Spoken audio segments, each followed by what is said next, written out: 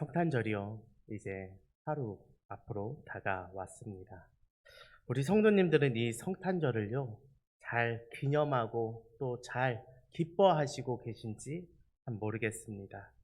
이 성탄이고 연말이고 하니까요, 어딜 가나 참 사람이 많은 것 같습니다. 제가 요 앞에 홈플러스를 가도 그 앞에 음식점이나 이런 데 사람들이 가득가득 차 있고, 또 아이들과 여기 백화점에도 방문해 보았는데요. 백화점에 가도 사람들이 많았던 것 같습니다. 저도 연말이고 성탄이니까 이렇게 가족들과 함께 해야지라는 의미를 갖고 생각을 갖고 가족들과 어제 같이 움직여 봤는데, 제가 참 움직이면서도 계속 속으로 생각한 것이 있습니다. 그것이 무엇이냐면, 가족과 함께 하는 것은 분명히 옳은 일일 텐데, 가족과 무엇을 함께 할지, 그것에 대해서 내가 자식을 교육하거나 나 스스로도 그 신앙적인 의미를 되새기는 게 참 쉽지 않다라는 것이었죠. 자식들과 가족들에게 성탄의 의미를 바로 가르쳐 주고 싶고, 또 저 역시도 그 성탄의 의미를 바로 새기기 위해서 무엇을 해야만 하는가라는 질문이 저에게도 계속 있었던 것입니다. 얼마 전에 저희 첫째가 잠들지 않고 제가 오고 나니까 갑자기 저한테 뭘 자꾸 물어보더라고요. 뭘 물어봤냐면, 아빠, 크리스마스 얼마나 남았어? 이 이야기를 계속 물어보는 거예요. 그래서 제가 아직 많이 남았어. 그러니까 그냥 자도 돼. 라고 이야기해 줬습니다. 그러면서 제가 한 번 더 물었습니다. 크리스마스가 무슨 날이야, 소담아? 그렇게 물어보니까 저희 딸이 이렇게 대답했습니다. 크리스마스 선물 받는 날이지. 이렇게 대답을 하더라고요. 그리고 나서 엄마랑 선물도 미리 다 골라놓은 것이라고 이렇게 이야기를 하더라고요. 그래서 제가 그랬습니다. 소담아, 그 선물 받는 날 아니고 예수님 생신이야. 예수님 생일이야. 예수님이 태어나신 날이야. 그러니까 저희 딸이 뭐라고 했을까요? 아빠 그렇구나 라고 이야기하지 않고, 아니야 아빠 선물 받는 날이야. 아빠 틀렸어 라고 이야기를 하더라고요. 그래서 제가 또 그랬습니다. 아니야 아빠가 맞아. 예수님 생일이야. 그러니까 또 나한테 그러더라고요. 아니야 아빠가 틀렸어. 선물 받는 날이야. 저희 딸이 왜 그렇게 했을까요? 이런 일이 있으면 부모로서 교육을 잘못 시킨 제 잘못일까요? 아니면은 담당 교육자인 우리 조이자 전도사님의 잘못일까요? 그 정답은요, 둘 다 잘못이 아닙니다. 저도 그렇게 가르쳐 본 적이 없고, 그리고 조이자 전도사님도 절대 그렇게 가르칠 사람이 아니라는 것을 제가 알고 있거든요. 그리고 제가 아는 한 제 딸은 이 성탄이 예수님 생일이라는 것을 분명히 알고 있었을 것입니다. 그럼에도 저희 딸이 제가 하는 질문에 대하여서 부정했던 그 이유는 선물을 받지 못할까 봐 그런 것이죠. 이미 엄마랑 다 정해놓고 다 이렇게 했는데, 혹시나 아빠가 이런 말하면서 선물 안 줄까 하는 그런 영악함이 이 아이들에게 있진 않는 것인가라는 생각이 들었습니다. 근데요, 가만히요, 우리의 신앙생활을 돌이켜 보면요, 우리들에게도 이러한 마음이 있다라는 것이죠. 세상 살면서 예수님을 오롯이 고백하면 내가 뭔가 손해를 보거나, 남들 다 즐길 거 못 즐길 것 같고, 남들 다 쉴 때 못 쉴 것 같고, 뭔가 마음 한켠에서 계속해서 뭔가 불편한 마음이 들까봐 우리 역시도 신앙을 온전히 고백하지 못하고, 예수 그리스도께서 우리를 위해 이 땅 가운데 오셨음을 분명히 고백하지 못하고 살아갈 때가 분명히 있다라는 것입니다. 그래서 때로는 쉬어도 눈치 보면서 쉬고, 그리고 또 내가 쉰다는 것을 누군가에게 괜히 말하지 않고, 또 모르는 척 하면서 그냥 지나가기를 바라고, 또 때로는 거짓말도 섞어가면서 우리는 원하는 것을 얻으려 하는 것 같습니다. 그러나 우리가 관과한 사실이 있다면, 예수님을 더 믿음으로 고백한다고 해서, 예수 그리스도께서 이 땅 가운데 나신 날, 이 성탄을 더욱더 고백한다고 해서 우리를 위해 죽으시고 부활하신 것을 더욱더 자랑한다고 해서 우리가 받아야 될 그 기쁨을 더 못 누리거나 아니면 받아야 될 복을 더 못 받는 일은 결코 없습니다. 오히려 더 넘치게 받았으면 받았고 주님께서 우리에게 더 넘치는 기쁨을 주셨으면 주셨지 그것을 더 못 받는 일은 결코 없다라는 것이죠. 그럼에도 우리가 자꾸만 예수 그리스도를 기념하지 못하고 복음을 더욱더 고백하지 못하는 그 이유는 우리에게 있는 죄성 때문에 그렇습니다. 이 죄성이라는 것이 우리로 하여금 예수 그리스도를 믿는 것이 손해인 것처럼 우리들에게 꾸며내고 만들고 서로 숨기게 하고 서로 못 믿었게 그렇게 만들어내는 것이죠. 그것이 흘러서 이렇게 오늘날의 성탄회도 흘러 들어온 것 같습니다. 그로 인해서 믿는 자들도 성탄의 그 자체를, 그 구원의 기쁨 그 자체를 순수하게 즐기지 못하게 되었고 자꾸만 이것을 제외하고 기쁨만을 누리려 하며 축소시키고 그러는 마음들이 다 각각의 개인 가운데 자리 잡고 있는 것 같습니다. 믿는 자들도 이러한 마음을 가지고 있는데 안 믿는 자들은 오죽하겠습니까?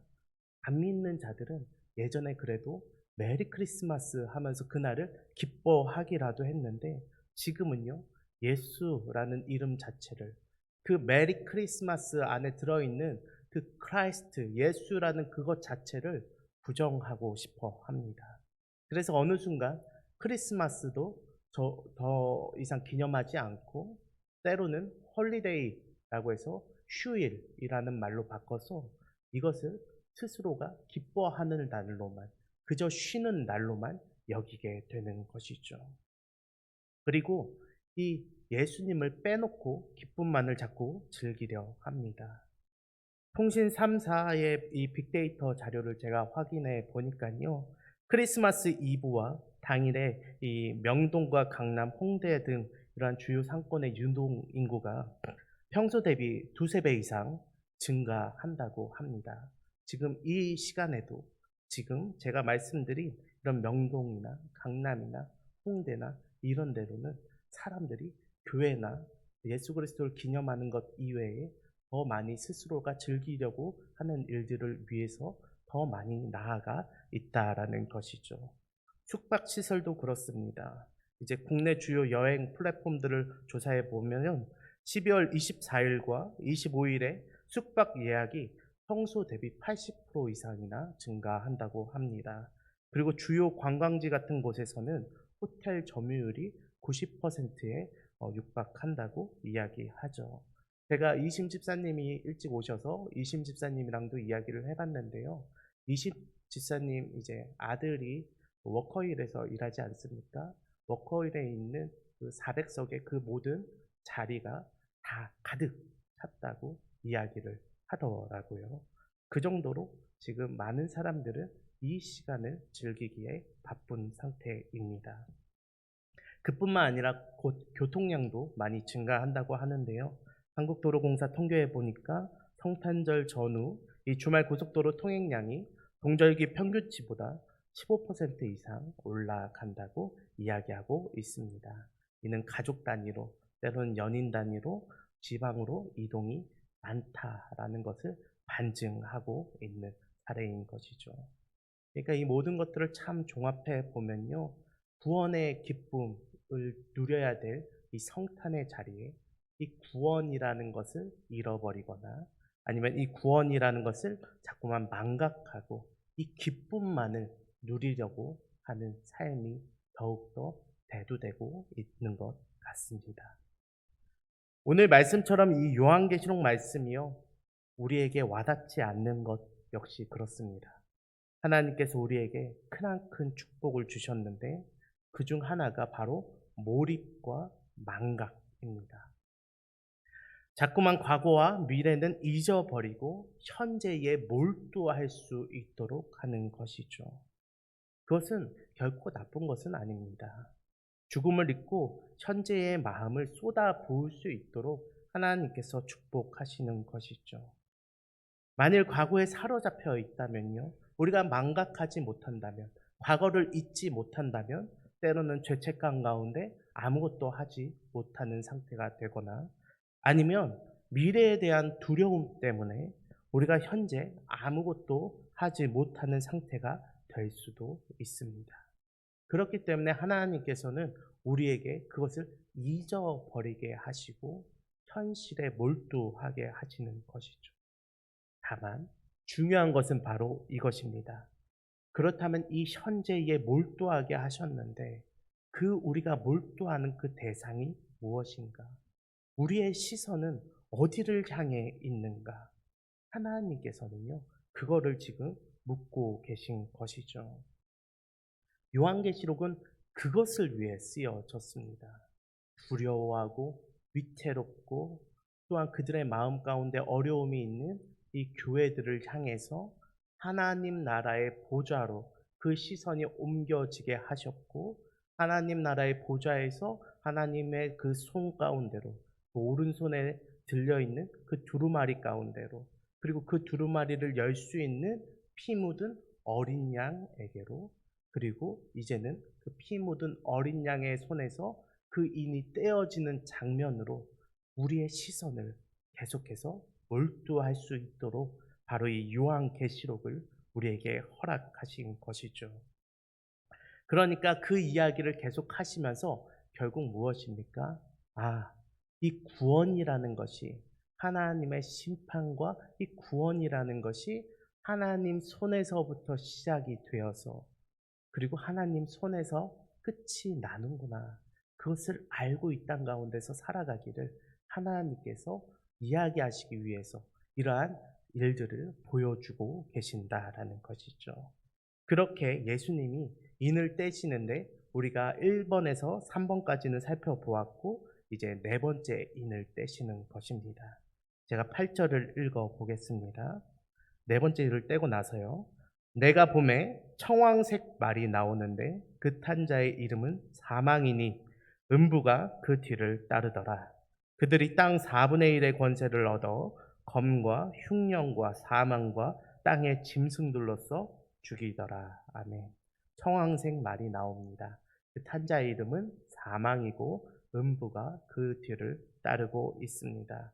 이것은 첫째 인부터 셋째 인까지를 뗀 결과라고 할 수 있겠습니다. 첫째인 흰 말은 뭐라고 이야기했습니까? 예수 그리스도가 오시는 것을 의미할 수도 있겠지만 많은 학자들이 뭘 의미한다고 이야기했죠? 나라와 나라 간의 대립, 그리고 민족과 민족 간의 대립이라고 대립을 의미한다고 말씀드린 바 있습니다.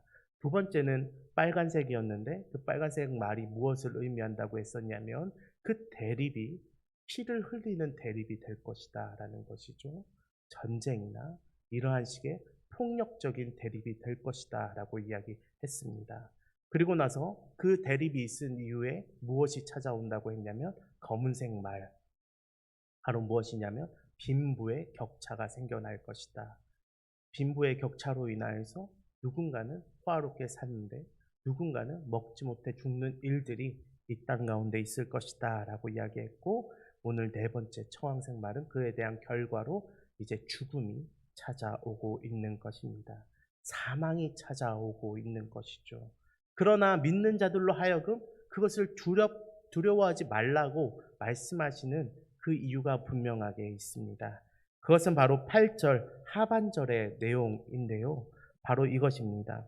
그들이 땅 4분의 1의 권세를 얻어 검과 흉령과 사망과 땅의 짐승들로서 죽이더라 라고 이야기합니다. 뭐라고 하냐면요, 권세를 얻어서, 그리고 4분의 1이라는 말들을 하고 있죠.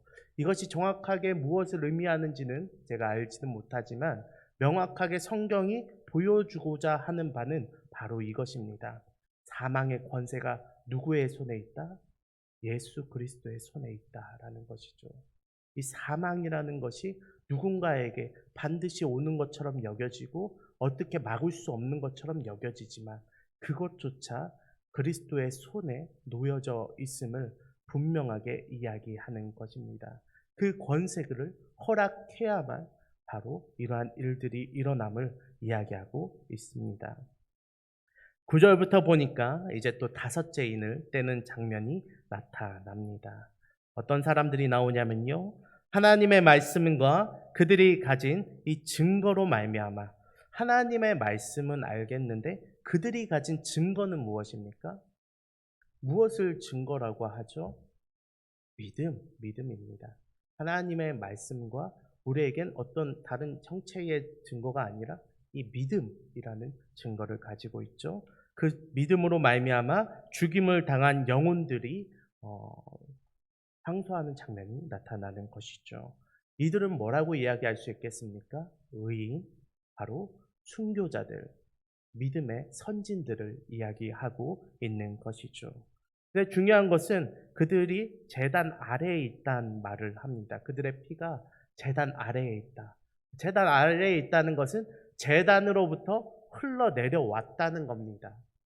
피가 제단에 있다라는 말 자체에서부터 우리는 알 수 있는 바가 있는데 그들의 피 흘림이 결코 헛된 것이 아니라 하나님께서 받으시는 그 예물이 되었다는 것이죠. 그 예배가 되었다는 것입니다. 하나님께서 받으시는 인생들이 되었다. 그 피가 결코 헛되지 않았다고 성경은 이야기합니다. 그리고 그들이 뭐라고 이야기하냐면 10절에서 이렇게 이야기합니다. 큰 소리로 불러 이르되 거룩하고 참되신 대주제여 땅에 거하는 자들을 심판하여 우리 피를 갚아주지 아니하시기를 어느 때까지 하시나이까 하니. 창세기에 나타난 최초의 그 피 흘림이 무엇입니까? 아벨의 피이지 않습니까? 형 가인으로부터 안타깝게 죽임을 당한 의인 아벨의 피로부터 모든 의인들의 피를 기억하시면서 그 의인들의 기도를 주님께서 다 들으신다라는 것입니다. 그리고 그것을 듣고 이야기하시되 뭐라고 이야기하시냐면 내가 속히 그것을 갚겠다라고 이야기하지 않으시고 아직 잠시 동안이라는 말을 통하여서 이야기를 하고 있습니다. 아직 잠시 동안 기다리라는 식으로 이야기하는 것이죠. 그리고 그 이후에 나타난 모든 이야기들이 무슨 말을 의미하고 있습니까? 예수님께서 더디 오시지 않는 이유는, 예수님께서 그것을 바로 심판하지 않는 이유는 악이 더욱더 극성해서 그 악이 아직 안 차서가 아니라 의인을 더 구원하기 위해서 하나님께서, 예수님께서 그것을 기다린다라고 더 아직이라는 말을 써서 이야기한다고 하시는 것이죠. 예수님께서 오래 참으심으로 말미암아 의인을 더 구하시기 위해 그 일들을 하신다라는 것입니다. 오늘날 이 땅 가운데 하나님께서 이 땅 가운데 또한 예수 그리스도께서 이 땅 가운데 지금 바로 재림하시지 않는 이유는 악이 가득 차지 않아서가 아니라 이 악한 세상 가운데 구원할 영혼이 있어서입니다. 그것을 우리가 분명히 알아야 할 것입니다. 여섯 번째는 우주적인 심판이 나타납니다. 내가 보니 여섯째 인을 떼실 때에 큰 지진이 나며 해가 검은 털로 짠 상복같이 검어지고 달은 온통 피같이 되며 하늘의 별들이 무화과 나무가 대풍에 흔들려 설익은 열매가 떨어지는 것 같이 땅에 떨어지며 하늘은 두루마리가 말리는 것 같이 떠나가고 각 산과 섬이 제 자리에서 옮겨지매라고 성경은 이야기하고 있는 것이죠. 이 일들이요, 정말 이 현실 가운데에서 일어날지는 모르지만 중요한 것은 바로 이것입니다. 마지막 날 분명히 이 창조의 질서가 흔들리며 그 흔들리는 이유가 무엇이냐면 더 이상 숨을 곳이 없어진다라는 것이죠. 그 이 모든 하늘과 땅과 이 모든 것들, 내가 살아있는 동안 숨을 만한 이 모든 것들 가운데에서 우리가 숨을 곳이 없어지고 예수 그리스도의 그 어린 양의 진노가 이 땅 가운데 쏟아질 것이다 라고 이야기합니다. 피 묻은 예수 그리스도께서는 희생하심으로 말미암아 우리를 구원하셨다면 그 구원의 수가 모두 가득 찬다면 분명히 그 진노를 쏟아 버리실 것입니다. 우리는 본질상 진노의 자녀로서 이 땅 가운데 살아가고 있고 이 땅 역시도 하나님께서 선하기 때문에 그냥 두는 것이 아니라 하나님의 진노가 만연하지만 구원할 영혼이 있기 때문에 오래 참으심으로 기다린다는 사실을 우리가 기억해야 할 것입니다. 이는 일부의 사람들이 아니라 모든 계층과 권력과 신분을 뛰어넘어서 이 15절에서처럼 모든 인간들 앞에 평등하게 심판되어질 것입니다. 지금은 마치 계층도 있는 것 같고 권력도 있는 것 같고 신분도 있는 것 같고 우리의 말 속에서 많은 것들을 숨길 수 있을 것처럼 여겨지지만 예수 그리스도께서 이 땅 가운데 오실 때에, 아니 이 땅 가운데 오시지 않아도 하나님 우편에 앉아 계신 그때에도 모두가 평등하게 심판되어질 것을 바라보고 계신다라는 것이죠. 하나님께서는 이 사실을 우리에게 알려주시는 것입니다. 현재 우리가 흔들리지 않기 원하시기 때문에 그렇습니다. 때로는 살아가다 보면요, 다른 사람들이 더 즐기고 더 뭐 하는 것에 대해서 참 우리 역시도 마음이 동할 때가 많습니다. 나도 더 쉬고 싶고 나도 더 예수 그리스도를 믿지 않는 사람이었다면 이 시간들을 더욱더 허비하지 않을 텐데 라고 이야기할 수도 있고, 때로는 일주일 중에 하루를 쉬기만 하더라도 내가 정말 이 세상 가운데서 뭔가 더 할 수 있을 텐데 라는 그러한 생각을 갖기도 합니다. 그러나 하나님께서 이 같은 말씀을 우리에게 보여주시는 그 이유는 그것이 결코 헛되지 않음을 우리에게 말씀해 주고 계신 것입니다. 오늘도 예수 그리스도는요, 악인과 그 죄악 가운데 집중하지 않으십니다. 오늘도 의인으로서 악착같이 살아남으려는 저와 여러분들에게 예수 그리스도의 눈이 향해 있는 것이죠. 그렇다고 제가 말씀드리는 것은 먹고 마시고 기뻐하지 말라고 하는 것이 아닙니다. 여러분들은 무엇이든지 먹어도 되고 무엇이든지 마셔도 되고 무엇이든지 기뻐해도 되는 그러한 예수 그리스도의 구원받은 자들입니다. 그러나 제가 말씀드리고자 하는 것은 바로 이것입니다. 고린도전서 10장 31절에서 이렇게 이야기합니다. 뭐든지 마시든지 무엇을 하든지 다 하나님의 영광을 위해서 하라는 것이죠. 제가 처음에 말씀드렸던 것처럼 내가 어떻게 해야 우리 가족들에게 이것을 알려주고 또한 무엇을 해야 뭘 할 수 있을까 참 고민했다고 이야기하지 않습니까? 그러나 그것에 집중하는 것이 아니라 무엇을 하든지 뭐든 간에 정말 그 안에서 하나님의 영광이 되도록 우리가 살아간다면, 예수 그리스도 앞에 떳떳한 인생을 살아가기를 원한다면, 그 믿음을 숨기지 않고 드러내기를 원한다면 그것으로 하나님께서 기뻐 받으시고 또한 우리 역시도 그것으로 말미암아 온전히 기뻐할 수 있는 그런 시간이 될 것입니다. 성탄이 다가왔는데요. 이 성탄 전야와 그리고 또한 내리스 이 모든 성탄 간에 혹여나 마음 가운데 지치고 어렵고 여유가 없는 분들이 있으십니까?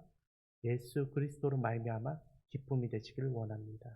그분이 이 땅 가운데 오셨다는 그 사실 자체가 우리에게 기쁨이 되시기를 원하고, 그것으로 말미암아 더욱더 고백하는 시간들이 되시기를 바라고, 또한 그렇지 못한 삶을 살고 있다고 해서 비관하거나 어려워하는 것이 아니라 도리어 이러한 것을 허락하신 하나님의 은혜를 돌아보며 내 인생을 돌아보며 하나님 앞에 더욱더 나아가는 귀한 시간들이 다 되시기를 진심으로 바라고 기도합니다.